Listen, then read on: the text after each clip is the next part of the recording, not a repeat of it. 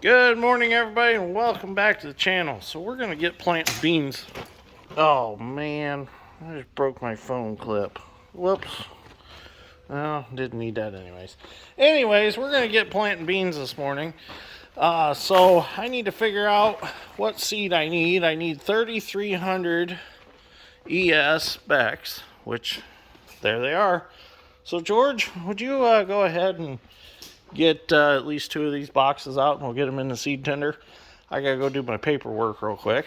So we'll get loaded up and we're gonna oil some chains on the planter and then we're gonna head to the field. So we're gonna be doing some no-till today. So let's see what we can get done today. Well, I got my paperwork done. George is getting these boxes out for me. So when I say paperwork, I have to record all my planting dates. So that's what I do. When we're getting seed together, I'll go ahead and I'll write down what I'm planting, where I'm planting it, and population, and the date that I plant it, and things like that, so that we keep all that straight in our records. Well, George is going to get me a box up here, and I'll pull the door open and drain her in.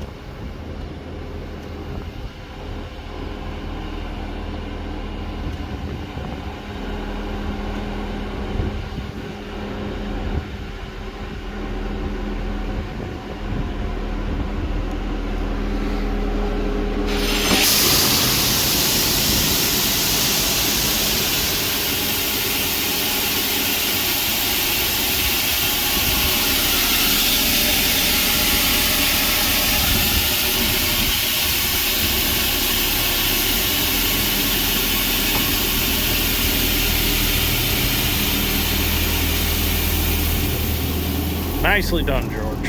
Thank you. Alright, we'll get us another one and then we'll head to the field. Well, we're ready to go. A viewer asked me a question the other day. The question was, are you missing bolts out of your quick hitch? No, I'm not missing bolts out of my quick hitch. It just all depends on what category you have the quick hitch set to. So when it's in this category, which is category 2, the bolts go in from the inside under here, and then one goes in from the outside here, and then these holes actually have pegs in them. So when you want it to change it to category 3, you take this jaw assembly and put it on that side and that one on this side and put it back together, and that gives you your category 3.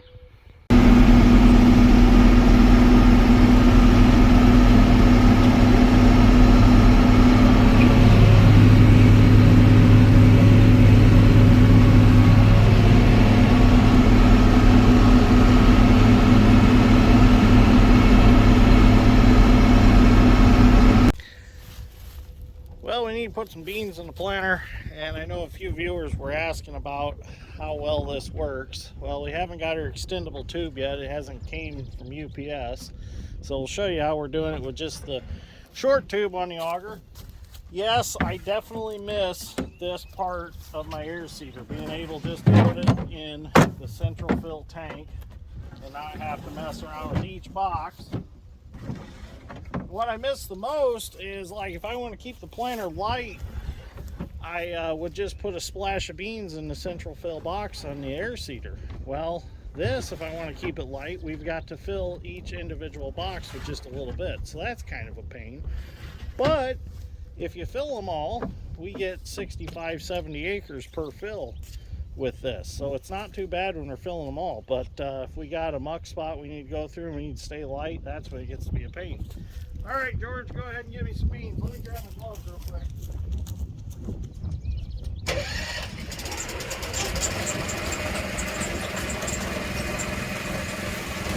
So we're going to go ahead and fill them pretty full because we got some good solid ground here.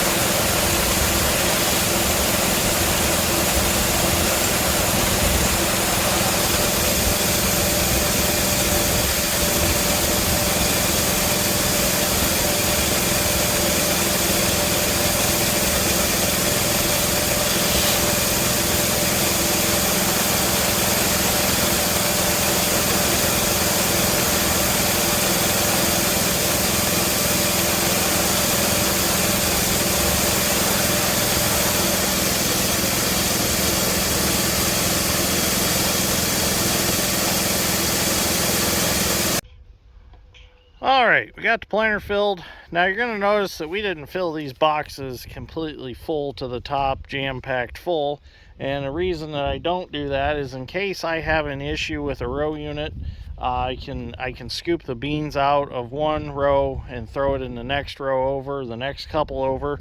That way I don't have to try to find something to pour all the beans in, like a tote or something like that. So it doesn't really hurt to leave a little room for options. We got to fill it anyways later, so we're not gonna come to the end of the year and be like, oh, if we would have just filled that thing jam-packed full, we wouldn't have to put this little bit in it. It's never that scenario.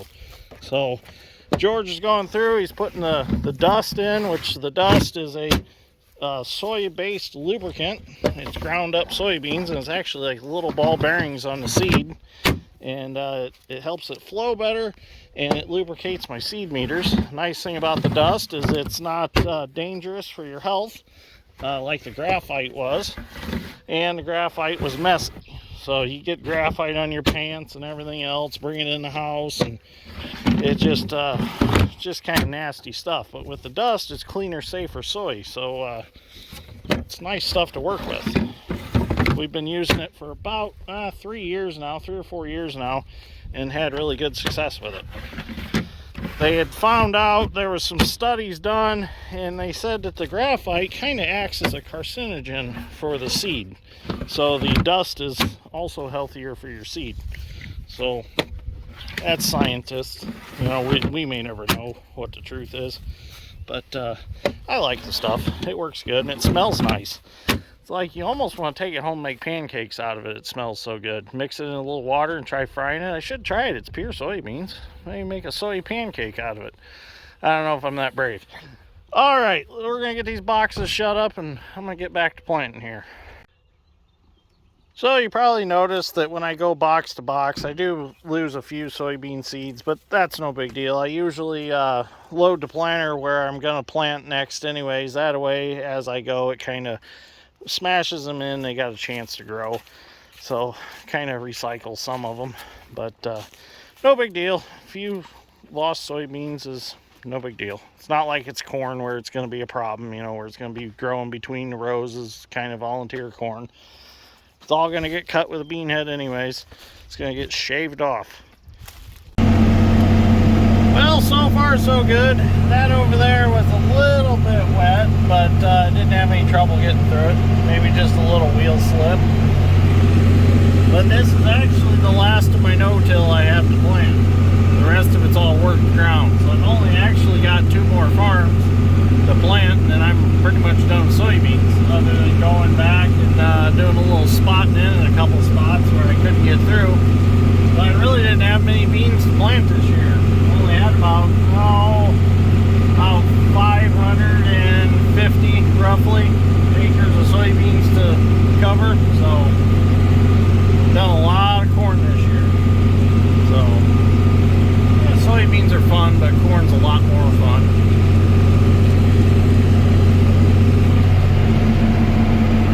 So this is looking real good. I like the tilled ground though. It just looks so pretty when I'm done. Them wheels all flatten it out so nice. It just looks real nice. So I've been getting a lot in the comments on my use of markers, and a lot of people can't believe that we still use markers. Well, to be honest with you, I would never own a planter without a set of markers on it, even if I did have auto steer, even if I wanted auto steer. I mean, auto steer's got its place. I think it's great for spreading fertilizer and things like that, but I really like steering the tractor myself most of the time. So another thing is with having markers is you've always got an option to go to a different tractor with the planter. If your tractor with your auto steer setup goes down, you're out of luck. So you can't just switch tractors and keep going because your planter don't have markers on it. So I mean, there's nothing wrong with using markers at all. I like it because it's mechanical. It's dead on. You know, it can't be wrong. You won't ever lose signal with a marker. You don't have to worry about satellites being down with a marker. You can plant through any of that stuff and still have your marker track. So there's nothing wrong with using markers at all. Well, I had a little bit of an interruption. I had a disc opener, well, 2 disc openers, the bearings went bad in them and they locked up. So George and I had to run down to John Deere and get some disc openers. So I would have been done by now if that wouldn't have happened. So I got me 2 spares.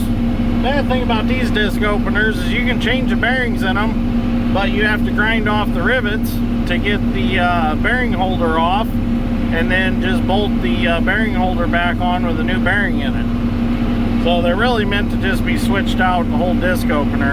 And I'm not sure what exactly caused them 2 bearings to go out at once. It's kind of strange. I think maybe they hit a rock pretty hard or something. I don't know. So anyways, getting back to the disc opener, I had to answer the phone because Madison needed to know where I was at to bring me dinner. Not sure what really caused it to go out like that. It's kind of strange.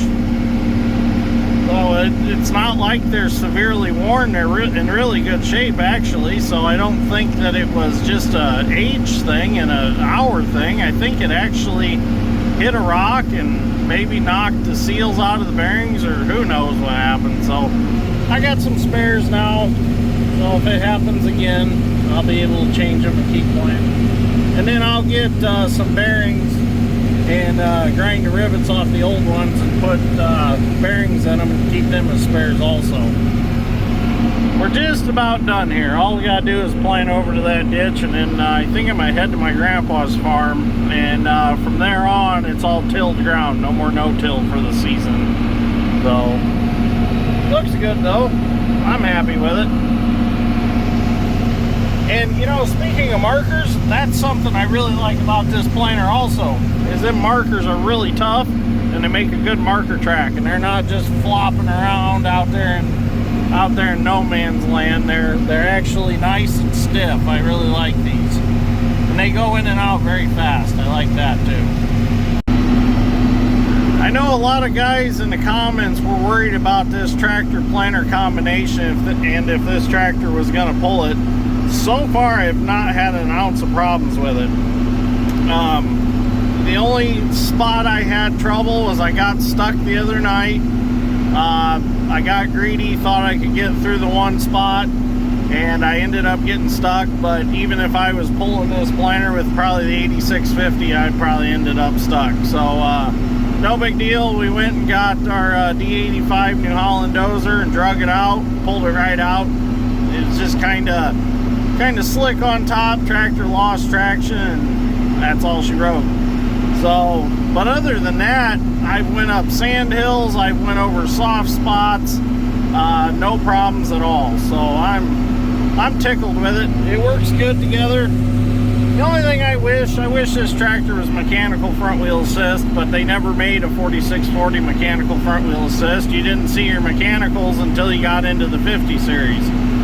So if I upgraded to like a 4650, that'd be a great combination. But I'm actually been looking around for a 4850. I'd like to have a 4850. That was one of my favorite tractors that my uncle had, and I really liked that one. So we got a 4955. I thought, well, why not have a 4850 and then possibly eventually find a 4960 and have all three. So we'll see what happens. I got that field all done, so now it's on to the next one. I go check my grandpa's place and see if that's plantable. So being that was tilled, I don't know how that's going to be after the rain that we got this last weekend, so I'll just go do some scouting and see what it's like. Well, I got down here to my grandpa's and realized that things look a little dark and they look a little wet. So I decided to run back home, and we got the Pioneer, so we're gonna go out and do some driving around and scout this a little bit and see if I can plant tomorrow. So it's a little late in the day to get started here tonight, so figure we'll take this time to go do a little driving around and see what it's like out there. So let's go for a ride. Well, so far what I've seen in the north field, I can plant this. There's a few tacky spots, but nothing that I'm gonna have an issue in. I sure would have thought by looking at it, it was wetter than this.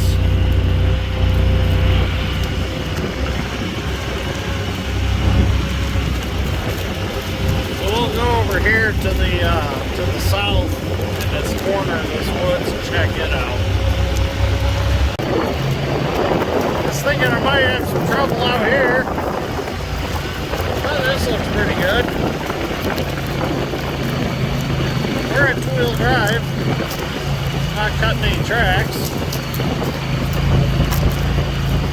Now this is where the farm starts to get wet over here. Around this surface drain.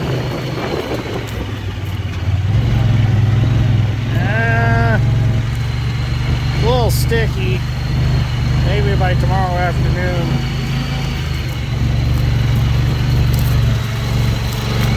Not cutting it yet.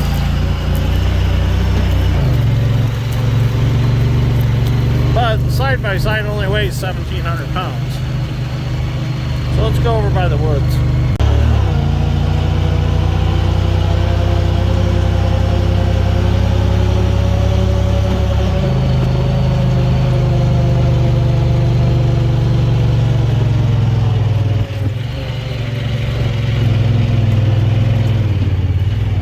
Oh yeah.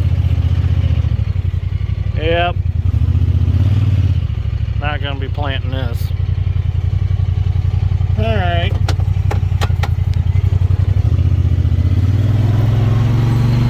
Yeah. That's gonna be a little while.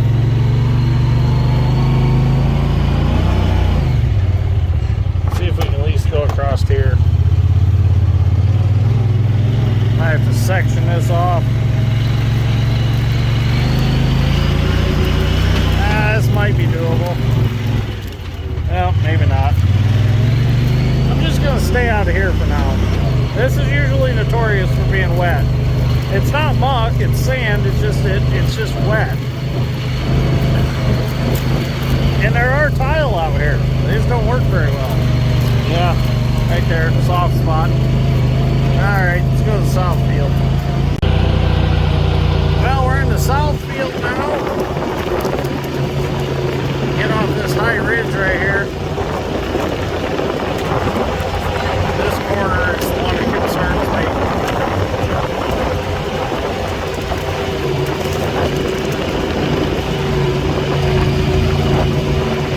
Oh yeah. It's wet.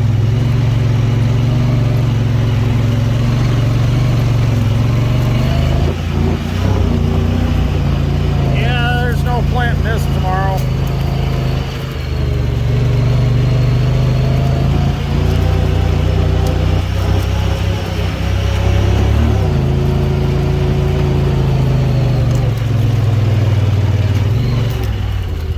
Yeah, there's no planting this field tomorrow.